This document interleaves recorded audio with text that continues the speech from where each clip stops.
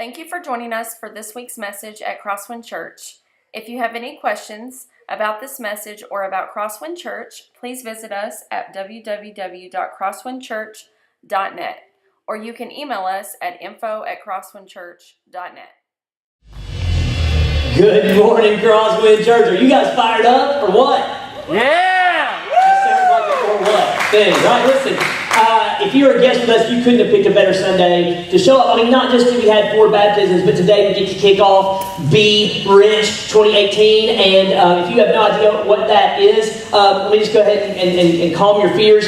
I'm not going to tell you that if you're just good enough or have enough faith, God will make you healthy, wealthy, wise, and beautiful. That's not what this is about. It's not about making our Crosswind Church bigger or better or any of that. It has nothing to do with that. Be Rich kind of began out of a question.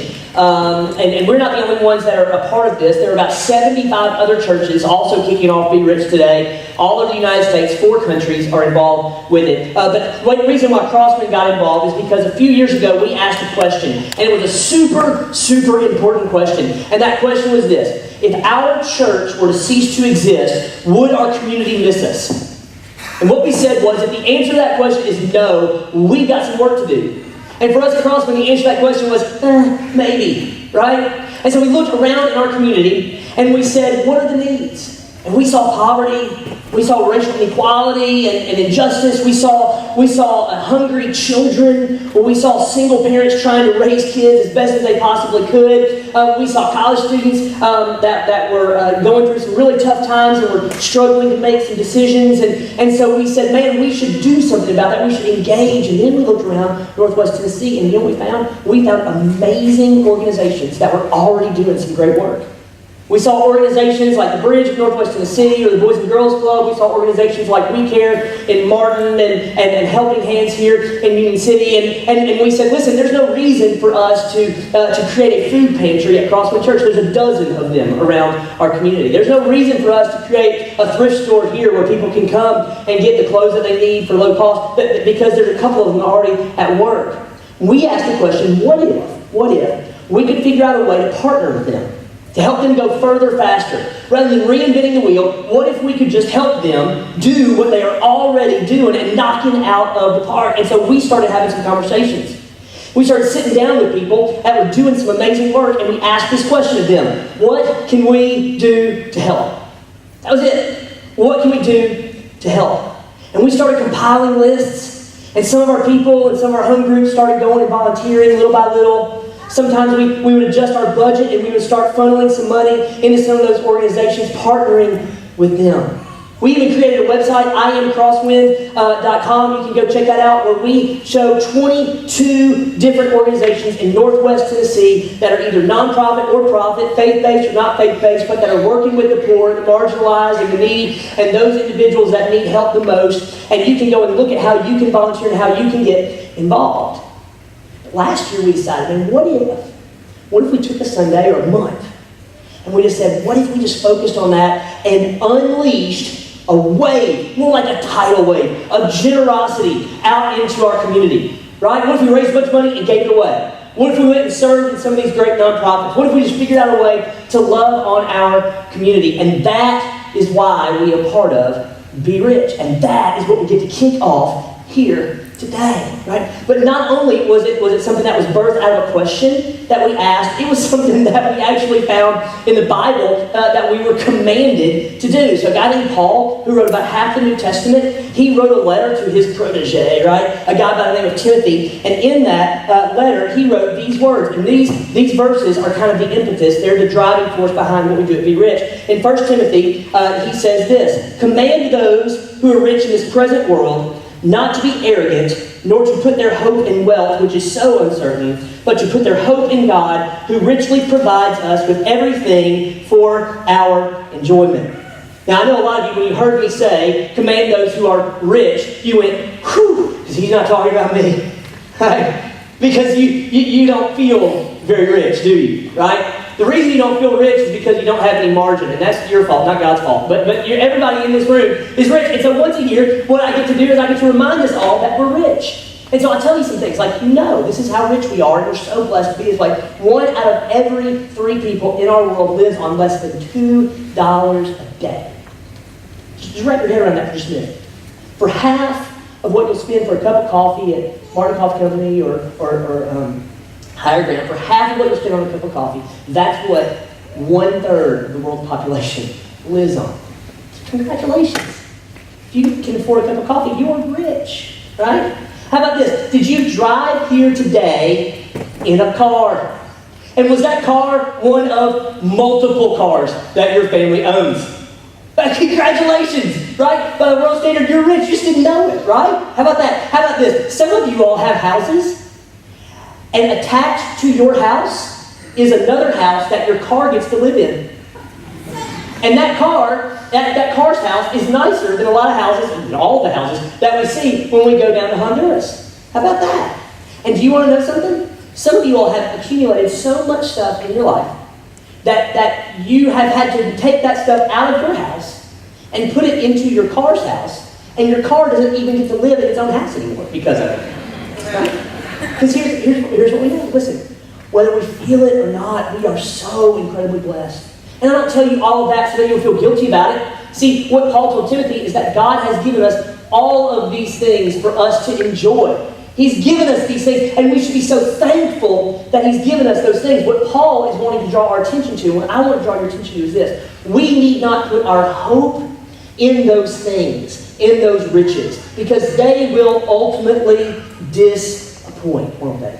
Right? Some of you have known that. Like, you bought stuff, and you forgot you had it, or you thought you had to have that one thing, you got it, and then you forgot about it a couple of years later. See, the one thing that I know about all of your stuff, and all of my stuff that it has in common, is that one day it will belong to someone else. Just this last month, there was an individual in our community who passed away, and he had a lot of things, and his family came and got what they wanted after he passed away, and then they had an estate sale with all the rest of it.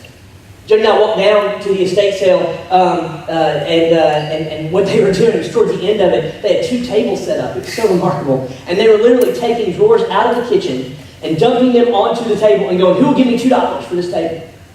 Who will give me $3 for this table? And I thought, that was something that mattered to somebody. That was something that they had to have at one point in time. And now it's just being disposed of. And at the end of the day, after all the auctioneers had left, and after all the people had gone back home, and the food trucks had gone away, they had taken everything that was left over that nobody wanted. They couldn't sell, they couldn't give away. It was just piled up in a massive pile on the side of the street that one day, probably right now, is sitting in a landfill somewhere in northwest Tennessee.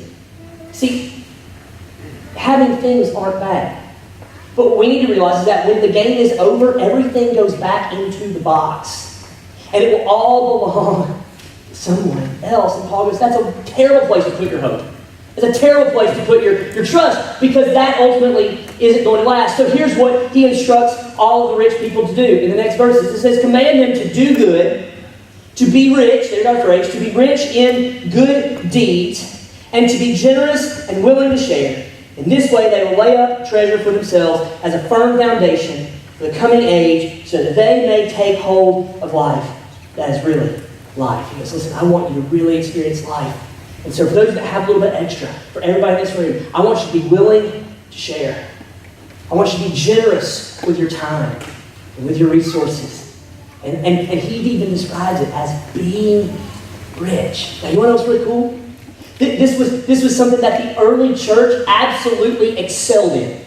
They were so good at being generous with their time and their life and their resources that the rest of the world kind of took notice. And they found the church irresistible, right? I don't want to put words in first century people's or second century people's mouths, but it's almost like, I don't know that I believe. They believe like this guy rose from the dead, and that's a little bit weird. But man, they're so generous, I just want to be around them, right? Man, they love so well, I just want to be around them.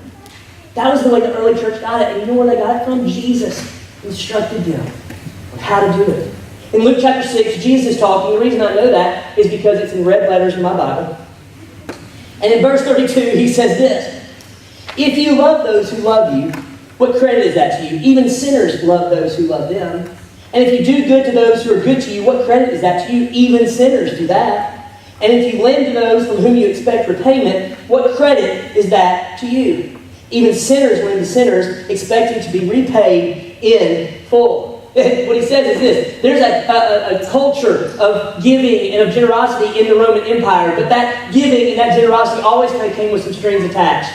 Like we'll give to you if you're going to pay back. Like bankers are really good at that, right? You go to the bank and they don't give you a 0% loan that you never have to pay back. They're like, hey, I want that back, right? You're going to have to pay me back with a little bit of interest, right? They understood that if I do you a favor, that later you might have to do me a favor. Mobsters are really good at that, right? They'll make you an offer. You can't refuse. And then like we understand this idea, if you scratch my back, then I'll scratch yours. That kind of culture was pervasive in the Roman Empire, as it is pervasive in our culture today. And I didn't mean to draw a parallel between bankers and mobsters, but you can make your own. Anyway,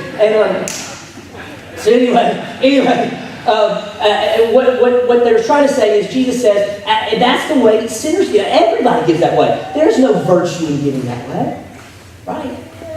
I don't want you to give that way. Instead, look what Jesus says. This is so cool. Look what Jesus says. He says, but love your enemies. What? Do good to them. Huh? And lend to them without expecting to get anything back.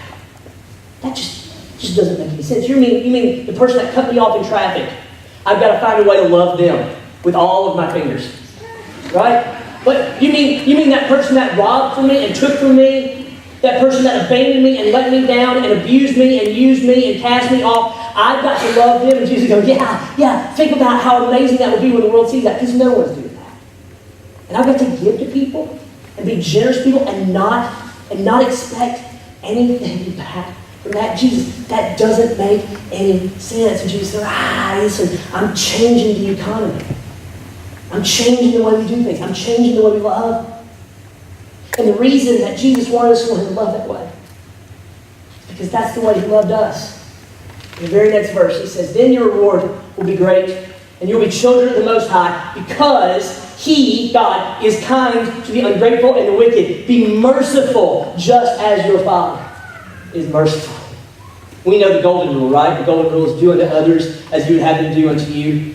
Andy Stanley, a pastor in Atlanta area, he actually says that what Jesus is espousing here is the platinum rule. The golden rule is do unto others as you would have them do to you. The platinum rule is do unto others as God has done to you. And that raises the bar a little bit, doesn't it? Because when we stole and when we lied and when we cheated and when we abandoned and when we pushed back on God, He just kept loving us anyway. Paul says, Jesus says, listen, I want you to give in such a way. And the early church grabbed this, and they were so incredibly good at it. We can read historical documents from the 1st and 2nd century, and the things that we see is that there was I'll just give you a couple examples. Like when plague or pestilence disease would hit a city, a town, a village, and it would start spreading through the community like wildfire, anybody that had relatives or any kind of means, they would run off to the hills, go to other places to avoid getting sick. Everybody except the Christians. And they would stay. You know why they would stay? It's because the guy that they followed rose from the dead. And He had conquered death. And so they didn't have to fear death anymore. And so they took care of the poor. And they took care of the sick. And they took care of the marginalized that couldn't make it out of the city. And in a lot of cases, they gave their lives serving. Not because they could pay them back, but because that's what Jesus called us to do. There's a process, a law, if you will, in Rome, that if you had a baby and you didn't want to keep that baby, you could leave that baby out for exposure. This is actually a thing. A family could take the baby that they didn't want and just leave it out by the woods, or take it to the river and leave it by the river, or just leave it outside, in some cases on the street. And the family that didn't want the baby, they then wouldn't be guilty of murder. Because they were just leaving things up to their own kind of natural course. So if an animal came and drugged the baby off, or if the baby rolled over into the water and died and drowned, or if the baby just froze to death or whatever, that was totally fine. It was perfectly legal, and it was something that was rampant in the ancient Roman world. But do you know what followers of Christ used to do? They used to go, even though they didn't have any money, and even though they were so poor in a lot of cases and barely had enough food to make it through, they would go and they would get these babies at the edge of the woods, and they'd get these babies at the edge of the river, and they would bring them into their home, and they would raise them as their own, even though that baby couldn't do anything for them. even though that child had no way to repay or to give back the kindness that they had to them. They simply did it because Jesus instructed them to do it, and that was the way that Jesus had loved them. No strings attached. Generosity. So what would it look like if for the next 3 or 4 weeks we just unleashed this kind of generosity on our community? In Northwest Tennessee, how would that make an impact on people? Maybe once again, people would look at Christians, people that were followers of Jesus Christ like you and like me, and go, listen, they believe in some weird stuff, man, like that Jesus rose from the dead, it's a little crazy, and eat my body and drink my blood and all that stuff. It's like vampires and zombies, and I don't get all of that. I don't know that I buy into that, but man, I just want to be around these Christ followers. Just look at how they love. Look at how they give. And that God that they follow, man, I want to follow that God. Because that's a God that's for us, not against us. And so that's what we're going to do. For the next 3 weeks, we're going to talk about it on Sunday morning. For about the next month, we're going to be engaged in being rich. And we're going to give away a bunch of money.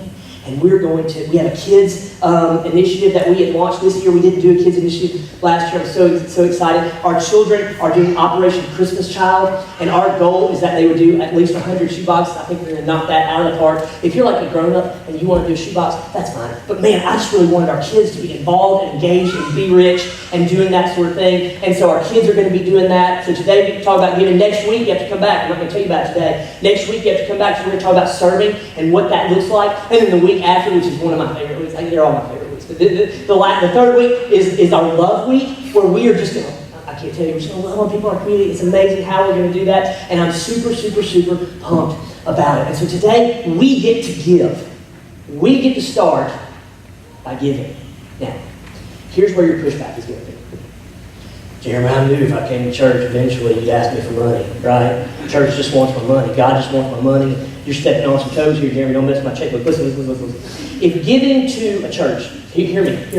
If giving to a church is not something that you are excited about or interested in, let me just tell you, we are not asking you to give to a church. We're not.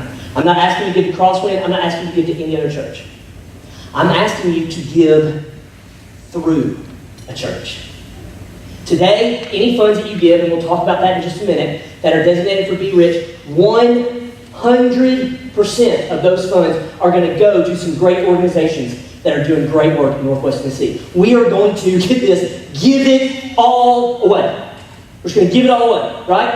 And we aren't going to pay for any overhead. We're not taking like the copies, that we run off of it, or the t-shirts we're wearing. None of that's coming out of what you give. 100% is going away. So if you're like been out of shape about giving to a church, we're just asking you to give through a church today, okay? And we're going to disperse those funds. And to tell you about how we're going to disperse those funds, I want to tell you about some projects that we are super, super excited about. So this summer, we hired a guy named Jacob, and Jacob's primary goal was to go around and meet with our 22 nonprofits and profits, our 22 great organizations, all over the Northwest Tennessee, and I may or may not have my notes anymore, but that's okay, all over Northwest Tennessee that are just doing absolutely amazing work.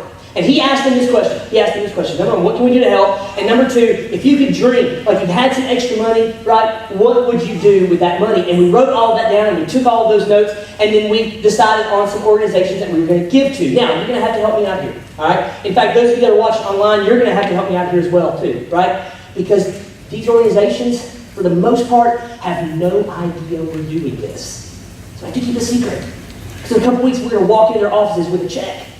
And I want them to be surprised. It's going to be awesome, right? If you want to participate in that, let me know. This is like the best day ever. To walk to an organization and hand them a check for thousands of dollars, which is what we're going to do in a couple weeks. Literally one of the best days of the year. Okay, so anyway, you got to keep it a secret. Whether you're here or you're watching online. And I want to tell you about the organizations that we're going to help and some of the projects that we're going to do. The first organization that we're going to work with is Agape House. Agape House is a crisis pregnancy center located in Martin, Tennessee, literally like across the street from the University of Tennessee at Martin. And what I love about Agape House is that they are very intentional about targeting women that are abortion-minded. Like that's who they want to come through their doors. You want to have an abortion, that's where we want you to come. So as a result, what they do is they have put up billboards. They caught some flack for this, but I think it's awesome. They put up some billboards that mimic billboards of abortion clinics. And some people go, well, that's kind of dishonest or whatever. Well, no, it's not. Well, let me tell you, Jesus told us that we should be as innocent as doves and as shrewd as serpents. And as Christians, I think we get that innocent as doves part pretty good. But the shrewd as serpents, I think we miss out on sometimes. And they're just being unapologetically shrewd. They're just going, we want them to come through our doors so that we can give them an ultrasound, so that we can give them the counseling, and so we can give them all of the resources that they need to make an informed decision about what to do with their baby. Over 200 women have come through since January. From January to July, those are the numbers that we have. Over 200 women. They now have about 140 some odd conversations about faith. So some women that come through are not interested in talking about Jesus, but if they are responsive to that, we will have a faith conversation with them. They have taught abstinence programs in schools of Northwest Tennessee, and over 2,500 students have sat through those abstinence programs that they've taught in local schools all over Northwest Tennessee. And right now, this is so cool, at least 60, and I say it's at least because there's some number they can't follow up with everybody, 60% of the abortion-minded women that come through their program keep their baby. That's amazing. Yeah, you clap for that. That's awesome. Yeah. And you want to know what is so awesome is that, let's say a woman decides that she does want to terminate the pregnancy. They offer counseling to her because she's going to need it afterwards. They let her know that there's grace on the other side of this decision. God still loves you on the other side of this decision. And here are some steps we can take to come back from maybe one of those decisions. They do amazing work over there. So in a couple of weeks, we're going to walk in your office and hand them a big fat check, right? Just so they can keep doing it. The second organization that we're going to talk about just really quickly is an organization called the Bridge of Northwest Tennessee. Now, last year we gave them a whole bunch of money. This year, we sat down with Julie and we said, Julie, what is it you need done? Julie Huggins is the director there. What is it you need done? She said, listen, we have a house that women coming out of abuse or addiction or out of prison can come and live with their kids. And there's a backyard in this house, but the backyard isn't fenced in. And so we would love to have that backyard fenced in so that if you let kids out of the backyard, they can play and mom didn't have to worry about somebody coming and snatching them or them running out in the street or anything like that. She can just do that. And this has been a wish for them for like 3 or 4 years since they bought the Bridge House. This is one of those wishes. And so we took a team over there and looked at it and said, what would it cost to do? And we're just going to build them a fence. We're just going to build them a fence. And some of you that are involved in like home groups, or if you want to be a part of building that fence, let us know because we're going to send a crew over. We're going to do it for them, right? They don't know. So you can't tell them. Okay, now, the other group that I want to talk about, the third organization that we're going to give money to is an organization, BJ, I'm going to ask my friend BJ to come up here and help me out. It's an organization we gave money to last year called the Boys and Girls Club of Northwest Tennessee. And I'm super pumped about what we're going to do. And I thought BJ was the perfect person to help us explain what we were going to do here. And so I asked him to come up and I'm going to ask him some questions. BJ, tell me, you and I have been friends now for a while, about a little over a year according to Facebook. And in that time, you've gotten to tell me a lot about what the Boys and Girls Club meant to you and what you saw it kind of do in the lives of kids that you knew. So tell me a little bit about why it's important to you. Growing up, when I was a kid, we didn't have Boys and Girls Club. So every summer, a couple of individuals from the city, Coach Dan Boykin in particular, would open up Miles Gym for us every day from 9 in the morning. Close at noon, come back at 1 until about 5-ish, so we play ball for 6-7 hours every single day. And eventually we got what we have now with Boys and Girls Club, and it has trended and become a big thing, and I really think it's good for our time. Now, you may not know this about BJ, but BJ played a little basketball in his day, back for Union City. Did you know, BJ, that I played a little ball too? I don't really know what's so funny about that, but You talked about the importance of having a place to go when you were a kid. Why was that something that was so important? It was a safe haven for us. Being in a small town and community like this, we didn't have the luxuries of just going different places to do things. So the gym / Boys and Girls Club was our place to go and just kind of let loose, interact with friends, got to see some amazing people come and play in the gym. And you didn't get to experience Boys and Girls Club as a kid, but you got to volunteer there. Tell me, just so I love this story, tell me what that was like. So back in my junior year of high school, we had a really good basketball team at the time.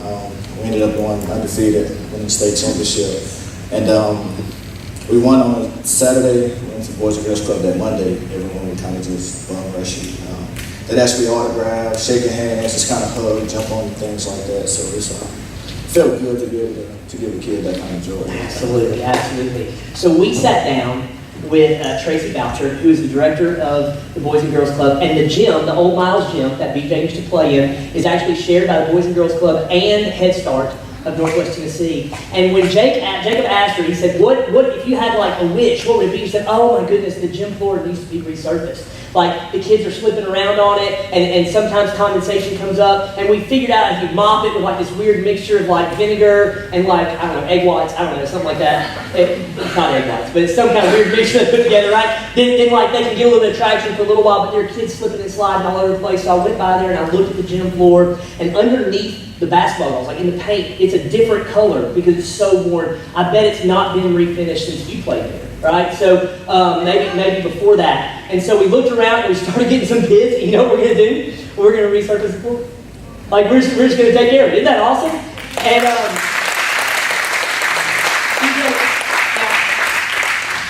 if y'all give enough money, right? Like, we think we can make it happen, but you never know. Okay, so BJ, what do you think that would mean to those kids and to Tracy, both Head Start and Boys and Girls Club? What does that mean to those kids in that neighborhood, right? Yeah, just kind of give a perspective of the floor. It's a wooded area that has part lines, part duct tape on it. Mm-hmm, that's right. So for a free throw, 3-point line, it's not paint, it's duct tape.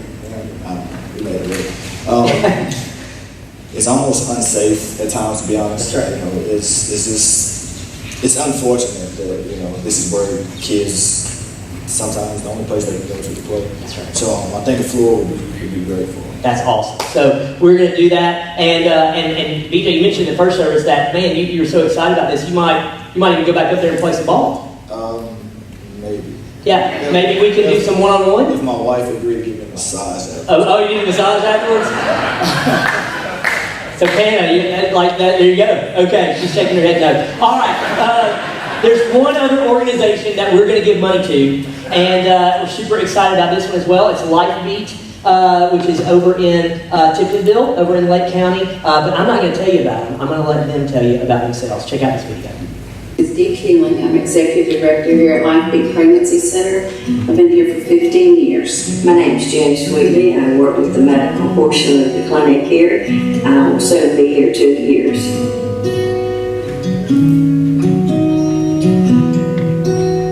LifeBeat is more of a family. We feel like that every person who walks through that door is God ordained. Sometimes we cry with them, sometimes we hurt with them, but we know there's hope. We know there's healing. And we know that we can be the vessels with God's help and with God's leadership to walk them through this. Every person that walks through that door is someone who God loves. And God wants us to love them. I have had many girls say, I am coming for an abortion. I want an abortion. I just know I've got to have an ultrasound first and leave with their mind changed. And one in particular in my mind, I was questioning her after the ultrasound, and she said, I cannot kill it because you showed me a baby. And she said, you don't realize I already have an abortion appointment made. And I said, oh, when is it? And she said it was right now. And I knew God had saved that baby. She chose to come here instead of the abortion clinic. We always need financial because we're in a poverty area, but more than financial, we need prayer. Because I really believe prayer can move mountains. Prayer can change these girls' lives. Prayer can help us with the right words to say. So if we don't have prayer, and if we don't have people backing us into what we need to do in preparing those young girls' hearts, then we'll fail. Even if we had all the money in the world, which I would never turn down money, but more than that, we need prayer. We don't always see the results, and we get downhearted. We are human, and sometimes we think we're not having any effect on on these girls. We see the wrong roads they're taking, and we don't try to change them. We give them the right answers, but it's their choice. And we had one girl that came in very abortion-minded, and she went from that with our counseling and talking to her to adoption. She was going to give the baby up for adoption. Then she went to, well, I guess I'll keep the baby. But I would tell her, I said, we're trying to get you to bond with this little fellow. And she said, well, you're doing no good because I'm not going to bond with this baby. Said, I have no feelings for it and I'm not bonding. And we felt hopeless. We felt that we had failed till we saw her baby and her on Facebook with her with a smile all on her face, loving on that baby that she was not going to bond with. So, yes, sometimes we get downhearted that we're not doing any good, but then God lets us have He get results. We're finding out that if a girl is faced with a pregnancy, that if the guy would come alongside and say, I'll support you, whether they ever get together or not, 80% of those girls will choose life. That's amazing. So we're trying to not work just with the men and with the women, but also the men. I'm just excited just to see what God's doing.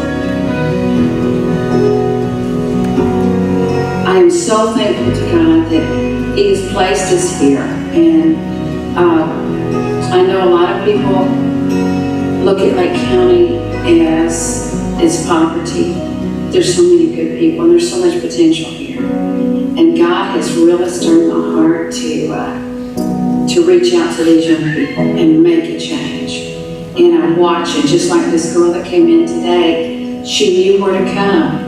And the girls that come in sometimes and say, don't listen to us.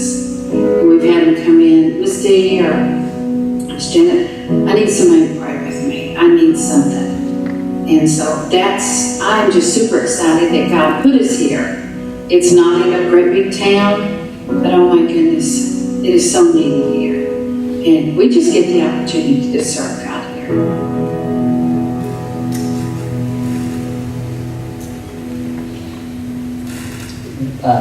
One of, if not the poorest county in the state of Tennessee is Lake County, right over where Chicharville is. The last number I saw put it in the top 10 in our nation. It is incredibly impoverished, and these women are over there doing amazing work to make sure. She said, I love what she said. We don't tell them what to do. It's their choice. We just want to give them all the resources that they have. And what they didn't talk about as well is on the back end of that, no matter what decision a woman makes, they're there to counsel and to pray with and support all the way through and to show God's grace and God's love no matter what. So those are the organizations that we've decided we're going to give money to this year. And you get to be part. So normally, when Crosswind Church takes up our offering every Sunday, we say if you're a guest with us, there's no pressure to give. And there's still no pressure to give, but as a guest, you get to participate in this too. You don't even have to make, this doesn't have to be your church home. You may just want to be a part of that, right? I want to be a part of what it is that God is doing. And so we all get to be a part of that. Everybody in this room today and in the first service, we get to be a part of that. All for the one-time, low-cost, one price of $39.95. That's it. And let me tell you about $39.95. You have bought things for $39.95 that you don't know where they are anymore. But you will never, ever, ever, ever miss money that you give away. And 100% of that money that's given through Crosswind Church is going to be given to these organizations and maybe even some other projects that we can find along the way, depending on how much is given. Last year, our goal was around $12,000 to raise. We raised around $24,000. This year, with the number of people that are attending our church, if every man, woman, and child gives $39.95, we'll raise just north of $15,000. I think we can do even better than that, right? So, $39.95. And here's what I want to say before I tell you how you can give. There are some of you that can do a lot more than that, right? There's some of you that can add a zero onto that. There's some of you that can add 2 zeros onto that, right? And if that's the case, I want you to do that. I want you to give, and I want you to give generously, not because I want your money. The church isn't taking any of this money. Because I want great organizations that are doing great work in our community to go further, faster. And that money is going to go to them to help them go further, faster. And there's some of you in this room that cannot do $39.95. That is way too much. Can I just tell you, no pressure to give. Right? You gave in the past, you'll give again in the future. It's okay. The season of life that you're in right now stops you from being able to do that. Maybe you can't give $39.95, maybe you do 5, maybe you do 10, maybe you do 20, maybe you can't do any. That's okay. That's okay. There are other ways that we can get you involved, and we'll talk more about those next week. But today, we're going to practice being rich by giving away some money. So let me tell you how you can do that. Around our sanctuary, we have 4 stations. And if you want to give using your debit card, okay, then what you'll do is you'll go to a red balloon. And in the red balloon, there are computers set up over here. I think Jody's going to help you over here. Maybe Courtney's going to help you. Tommy's going to be around helping. And you can go and you can sign up and you can give there at that kiosk whatever amount it is that you want to live. Again, we're recommending $39.95. Now, if you don't have a debit card, but you have like cash, or a check. Now, I can't tell you the last time I wrote a check, but I've been to Walmart recently behind some people. I know that some of you still do. So, if you want to write a check, or if you have cash, then you go to a green balloon. And at the green balloons, we have envelopes, right? You stick that cash or check in that envelope, drop it in that bucket that's right over there. I hope we run out of envelopes. Okay? You with me? But the easiest way, the absolute, positively easiest way for you to give is if you're sitting there, you have a smartphone, go to the Apple Store or go to the Google Play Store, wherever it is you get your apps on your phone, and search for I Am Crosswind. All one word, I Am Crosswind. And there, our church app will pull up. It's a blue square with our cross in the middle of it in gray. Download that church app, and there's a Give button. Select Give, and make sure that you're giving to Be Rich. For the next month, it will be the number one thing that you can give to. It should be the default for the next month or so. And then you can give through your app. You don't have to leave your chair. You don't have to talk to anybody. If you're an introvert, this is the way that you should give, okay? So you can do that through the app. You can do that red balloon for debit cards and green balloons for cash and or check. Now, I'm going to end the service today in maybe the weirdest way that you've ever seen a service ended, unless you were here last year on the Give Day of Be Rich, okay? We're not going to pray a prayer. We're not going to sing another song. We're going to go and give, okay? So here's the best benediction a pastor could give in a situation like this. You ready? On your mark. Get set. Go give. I'll see y'all next week.